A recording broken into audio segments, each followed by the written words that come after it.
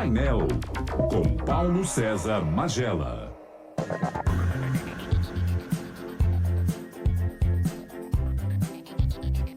Muito bem, então agora é a hora da participação do editor-chefe do Jornal Tribuna de Minas, Paulo César Magela. PC, bom dia. Bom dia, Marcelo. Bom dia, Cris Rubner. Bom dia, PC. Bom dia, Éder Renzo. Bom dia, Hugo. Marcelo, vamos dar prioridade ao trânsito, né? Vamos. Porque, afinal de contas, alguém está ouvindo agora a Transamérica, aí a Cris dá uma informação e ele muda de rota, né? Muda de rota, exatamente. Então vamos saber informações de trânsito. Transitando Transamérica.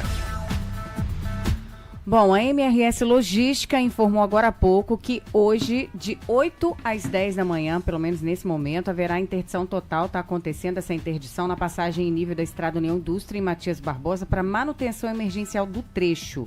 Das 10 às 2 da tarde vai ser liberada a passagem de pedestres e veículos de emergência. A partir das 2 horas, o tráfego será liberado totalmente. A companhia está orientando também os motoristas, né, que utilizam esse percurso, para eles pegarem ali a saída na BR-040 como rota alternativa, para evitar o fluxo de trânsito intenso na região. Então, recado dado por parte da MRS Logística por causa dessa interdição total da passagem de nível que está acontecendo nesse momento na Estrada União Indústria em Matias Barbosa.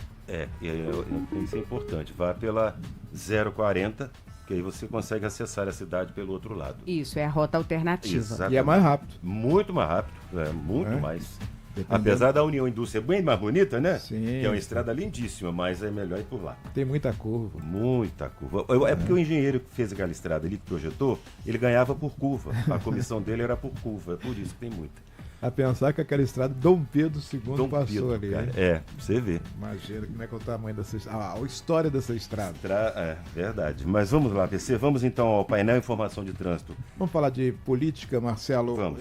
Hoje, daqui a pouco, às 10 horas, começa a solenidade de posse do ministro Ricardo Lewandowski no Ministério da Justiça.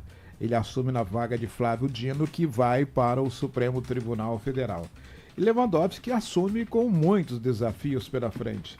A gente tem, apesar de o número de crimes ter caído exponencialmente no Brasil, pelo menos em 8 estados ainda continua alto.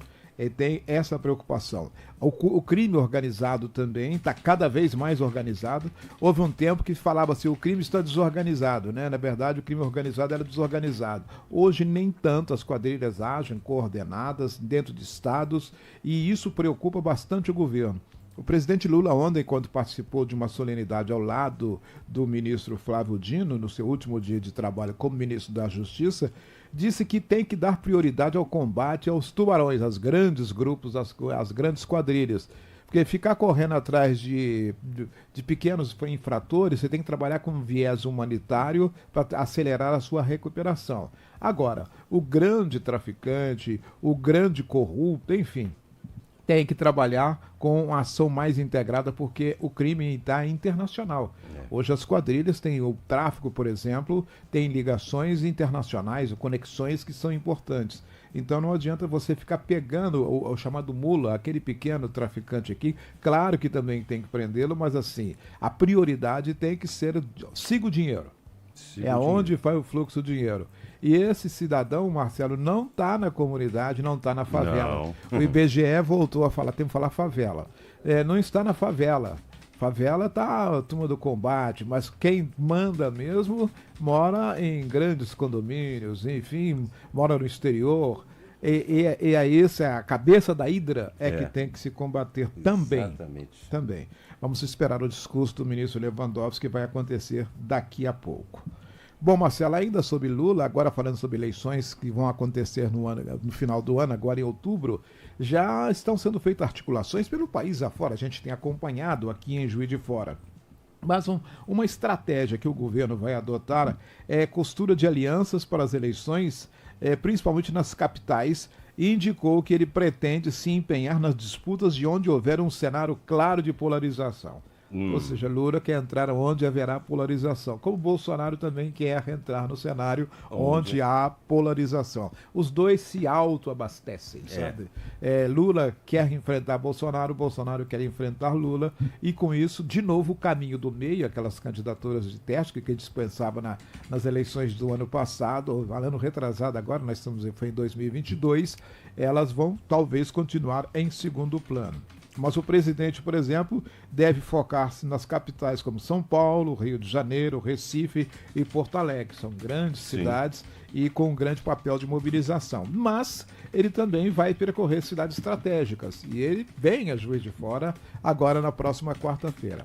Claro que não será uma visita de campanha, é bom deixar isso claro, é uma visita institucional. Ele vem para lançar as obras do Hospital Universitário que estão paradas há pelo menos 11 anos. E é um hospital estratégico para a cidade, porque a sua conclusão vai desafogar boa parte, inclusive do hospital que está ali na rua Catulo Breviglieri. No bairro Santa Catarina. No bairro Santa Catarina. Exatamente. E está para uma instalação bem mais moderna. Essa obra, essa conclusão, é bom lembrar que a gente divulgou aqui. No ano passado, a prefeita Margarida Salomão, o reitor Marcos Davi, a deputada Ana Pimentel e um representante da EBSER estiveram no Ministério da Saúde e lá obtiveram a garantia de que os trabalhos seriam retomados. Pois o que o Lula vem fazer aqui é assinar a ordem de serviço, ou seja, autorizando o início das obras. O governo federal destinou 1 bilhão e 500 milhões de reais para retomar e concluir e iniciar novas obras nos hospitais em todo o país, hospitais universitários. Destes, 180 milhões serão empregados na retomada das obras do HU aqui em Juiz de Fora, com previsão de serem concluídas em 2026. Aí você deve estar se perguntando, e o hospital regional? O hospital regional é responsabilidade do Estado, não da União. O município que tinha alguma participação já passou a sua parte, cedendo o terreno, então o Estado de Minas é quem tem que concluir as obras. Em outras cidades já estão em avanço, o processo está bem adiantado. Em Divinópolis, que estava assim, muito adiantado, parece que a obra deu uma paralisada, não está bem adiantada igual se pensava. Mas em Juiz de Fora não há qualquer movimentação. Nada, absolutamente então, nada. Essa é uma indagação, inclusive, que a gente está fazendo ao governo do Estado, à Secretaria de Saúde, para ver em que pé que está. Porque todos os obstáculos burocráticos já foram resolvidos. Pois é. Porque com certeza esses assuntos vão surgir aí nas redes sociais e vão surgir comentários, né, infundados com relação a essa questão. Então, já deixando bem claro, o Hospital Regional não tem nada a ver com a União. A vinda do presidente Lula é para tratar da questão do Hospital Universitário. Exatamente. Esse sim, de responsabilidade, né, federal. Aí uma pergunta, o deputado Noraldino Júnior, ainda no ano passado, ele disse aqui neste microfone que vale a pena mesmo concluir o Hospital Regional? Porque Juiz de Fora, e isso é um dado, Juiz de Fora tem uma das melhores redes hospitalares do Brasil. Sim. É uma cidade muito bem articulada, com bons hospitais, sejam eles na instância pública quanto na privada. A gente tem, para falar do Estado, tem lá o Hospital João Penido, lá em Grama, que é um hospital do Estado, da FEMIG. Exatamente. Então, o Noraldino tem dito que é melhor você investir em outros hospitais que já estão funcionando do que tentar criar mais uma unidade. É uma discussão. É um detalhe a ser discutido, porque a gente tem ali também no outro lado da Rio Branco, ali na Graminha, ali perto do Carrefour, tem um hospital ali também que na maioria das obras são paradas. Estão paradas. É privado, é verdade, mas as obras estão paradas.